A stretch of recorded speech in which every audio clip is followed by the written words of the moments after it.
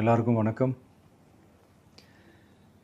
இந்திய அரசியல் சாசனம் நம்ம தமிழ்நாட்டில் இருக்கிற எல்லாருக்குமே கொடுத்துருக்கிற உரிமையில் ரொம்ப ரொம்ப முக்கியமானது ஓட்டிங் ரைட், வாக்குரிமை. ஒரு மனுஷன் உயிரோடு இருக்கான்றதுக்கு அடையாளமாக இருக்கிறதுல அவனோட ஓட்டுரிமை ரொம்ப முக்கியம். அதனால தான் voting is not only our right but also our life. ஒரு முக்கியமான விஷயத்தை பற்றி இப்போ நான் உங்ககிட்ட ஷேர் பண்ண போகிறேன். இது நான் ஃபஸ்ட்டு கேள்விப்பட்ட உடனே எனக்கே ரொம்ப ஷாக்கிங்காக தான் இருந்தது. இப்போ நான் பேசிகிட்ருக்கிற இந்த நேரத்தில் தமிழ்நாட்டில் இருக்கிற நம்ம யாருக்குமே ஓட்டு போடுற உரிமையே இல்லைன்னு சொன்னால் நம்புவீங்களா? நான் நீங்கள் உட்பட யாருக்குமே அது இல்லை. நான் பயமுறுத்துறேன்னு நினைக்காதீங்க, அதுதான் நிஜமும் கூட. கொஞ்சம் ஏமாந்தால் நம்மளை மாதிரியே இன்னும் லட்சக்கணக்கான பேருக்கும் இதே நிலைமை தான். ஓட்டு போடுற அந்த உரிமையே இல்லாத மாதிரி ஒரு நிலைமை வந்தாலும் வரலாம். இதுக்கு மெயின் ரீசன் அந்த எஸ்ஐஆர், ஸ்பெஷல் இன்டென்சிவ் ரிவிஷன், சிறப்பு தீவிர திருத்தம். இப்போது இந்த எஸ்ஐஆர் நம்ம தமிழ்நாட்டில் எப்படி ஒர்க் ஆக போகுது? கடந்த ஜனவரி மாதம் எடுத்த அந்த கணக்கெடுப்பில் 6,36,00,000 வாக்காளர்கள் நம்ம தமிழ்நாட்டில் இருக்கிறாங்க. ஆனால் அவங்க யாருக்குமே இந்த ஓட்டு போடுற உரிமையே இல்லை. அந்த பிஎல்ஓன்னு சொல்லுவாங்க, பூத் லெவல் ஆஃபீஸர்ஸ், வாக்குச்சாவடி நிலை அலுவலர். அவங்க தான் வீடு வீடாக போய் அந்த ஃபார்மை கொடுப்பாங்க. அதை நம்ம ஃபில்அப் பண்ணி கொடுக்கணும். அதை தேர்தல் ஆணையம் அதை எடுத்துகிட்டு போய் அதை ஸ்க்ரூட்டினைஸ் பண்ணி அது எல்லாமே கரெக்டாக இருக்கான்னு செக் பண்ணி பார்த்ததுக்கப்புறம் அந்த வாக்காளர் பட்டியலை வெளியிடுவாங்க. அந்த வாக்காளர் பட்டியலில் நம்ம பேர் இருக்கணும், அப்போ தான் நம்மளால் ஓட்டு போட முடியும். அந்த புது பட்டியல் வர்ற வரைக்கும் நம்ம வாக்காளர்களான்றது அது உறுதியே செய்ய முடியாது. இன்கேஸ் அந்த புது பட்டியலில் நம்ம பேர் இல்லைன்னா அது ஒரு தனி ப்ராசஸ், அது ஒரு தனி ஃபார்ம், அது ஒரு தனி கிளைம்ன்ற மாதிரி அது ஒரு வேறு வேலை.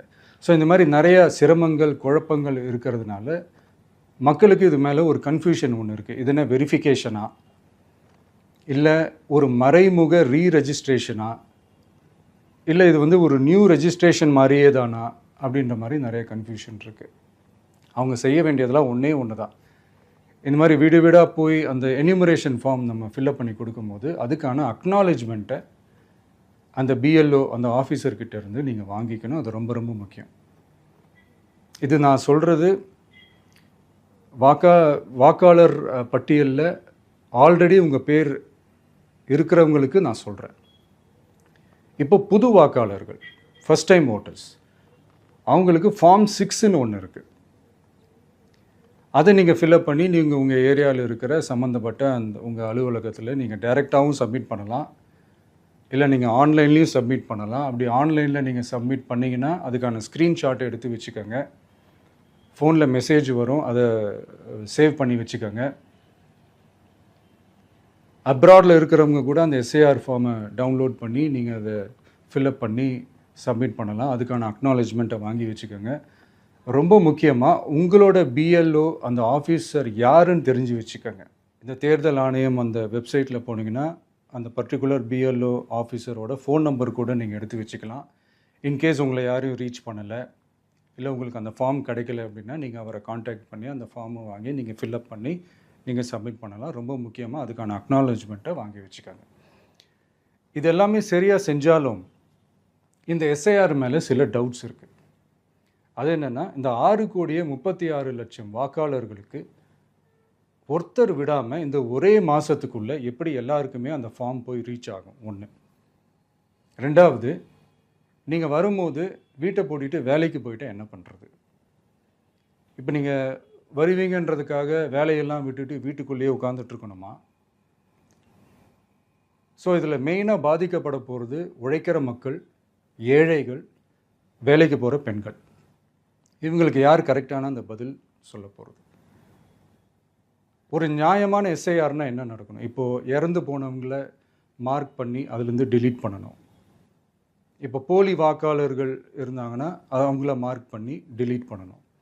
இப்போ ஆல்ரெடி ஓட்டு இருக்கிறவங்களுக்கு எதுக்கு இந்த ரெஜிஸ்ட்ரேஷன் என்ற பேரில் இவ்வளவு குழப்பங்கள் அப்படின்றது தான் இங்கே கேள்வி. இப்போ புதுசாக வர்ற வாக்காளர்களையோ இல்லை ஓட்டு இல்லாதவங்களையோ சேர்த்தா பத்தாதா? இப்போ ரீசெண்டாக நடந்த இப்போ எலெக்ஷன் 2021, 24லாம் எப்படி எல்லாருமே ஓட்டு போட்டோம்? அதில் ஓட்டு போட்டவங்க கூட இப்போ புதுசாக ரெஜிஸ்டர் பண்ணணும்னா அது ஏன் அந்த கன்ஃபியூஷன் அப்படின்றதான் நாங்கள் கேட்குறோம். அதனால தான் நாங்கள் எஸ்ஐஆரை எதிர்க்கிறோம். இப்போ புதுசாக சில கம்ப்ளைண்ட்ஸ்லாம் வர ஆரம்பிக்குது. அது என்னென்னா முக்கியமாக நம்மளுடைய டிவிகே தோழர்களுக்கு அந்த ஃபார்ம் கிடைக்க மாட்டேங்குது, கொடுக்க மாட்டேன்றாங்க அப்படின்ற சில கம்ப்ளைண்ட்ஸ். இது யார் பண்ணுறாங்க அப்படின்றது நான் தான் சொல்லி தெரிய வேணும்னு ஒன்றும் அவசியம் இல்லை உங்களுக்கு. இப்போ இருக்கிற ஆட்சியாளர்கள் அவங்களுக்கு கைப்பாவையாக இருக்கக்கூடிய சில பேர் வந்து இதை செய்ய ஸ்டார்ட் பண்ணியிருக்கிறாங்க. அதனால் மைடியர் வர்ச்சுவல் வாரியர்ஸ், இதை வந்து சாதாரணமாக எடுத்துக்காதீங்க. இது எல்லாருக்குமே அந்த ஃபார்ம் போய் ரீச் ஆகணும். இதில் ரொம்ப உறுதியாக இருங்க. அதையும் மீறி உங்களுக்கு அந்த ஃபார்ம் கிடைக்கலன்னா இருக்கவே இருக்கும் ஆன்லைன். தேர்தல் ஆணையம் அந்த வெப்சைட்டில் போய் அந்த ஃபார்மை டவுன்லோட் பண்ணி நீங்கள் ஃபில்அப் பண்ணி சப்மிட் பண்ணலாம். உங்கள் வீட்டில் இருக்கிறவங்களுக்கு நீங்கள் செஞ்சு கொடுங்க, பக்கத்து வீட்டில் இருக்கிறவங்களுக்கு செஞ்சு கொடுங்க, தெரிஞ்சவங்களுக்கு, தெரியாதவங்களுக்கு, பழகினவங்களுக்கு, பழகாதவங்களுக்கு எல்லாருக்குமே நீங்கள் தயவு செஞ்சு கொடுங்க. அண்ட் ரொம்ப முக்கியமாக நம்ம ஜென்சி கிட்ஸ், நம்ம ஃபஸ்ட் டைம் ஓட்டர்ஸ், நம்ம புது வாக்காளர்கள், நம்ம நண்பா நண்பிகள், அவங்க ரொம்ப கேர்ஃபுல்லாக இருக்கணும். நான் ஆல்ரெடி சொன்ன மாதிரி உங்களுக்கான ஃபார்ம், அந்த ஃபார்ம் நம்பர் 6, அதை கரெக்டான டீட்டெயில்ஸோட கரெக்டான உங்கள் டாக்குமெண்ட்ஸை வச்சு அதை சப்மிட் பண்ணுங்கள். ஏன்னா வரப்போகிற தேர்தலில் நீங்கள் தான், அந்த ஜென்சி வாக்காளர்கள் தான் மிக முக்கியமான ஒரு ஃபோர்ஸ் அப்படின்றது எல்லாருக்குமே தெரிஞ்ச ஒரு விஷயம்.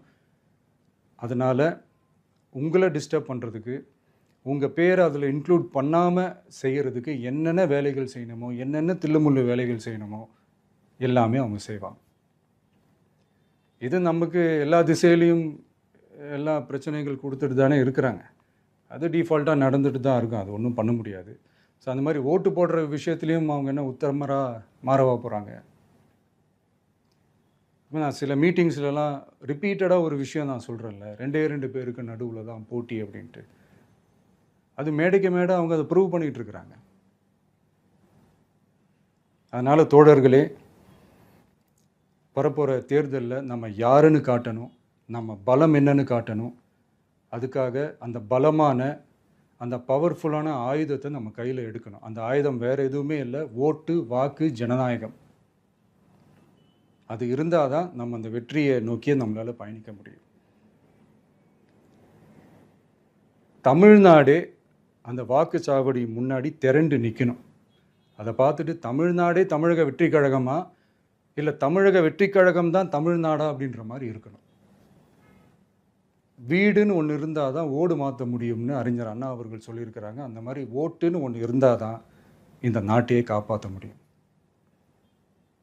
அப்புறம் இன்னொரு முக்கியமான விஷயம், அந்த எனிமரேஷன் ஃபார்ம் நீங்கள் ஆன்லைனில் நீங்கள் ஃபில்அப் பண்ணும்போது அதில் ஒரு சில ப்ராப்ளம்ஸ் வர்றதுக்கு வாய்ப்பு இருக்குது. அது உங்களுடைய ஓட்டர் ஐடியில் இருக்கிற உங்கள் பேரும், ஆதார் கார்டில் இருக்கிற பேரும், அந்த ஸ்பெல்லிங், இனிஷியல்ஸ் எல்லாமே ஒரே மாதிரி இருந்தால் தான் அது அக்செப்ட் ஆகும், இல்லைன்னா அக்செப்ட் ஆகாது.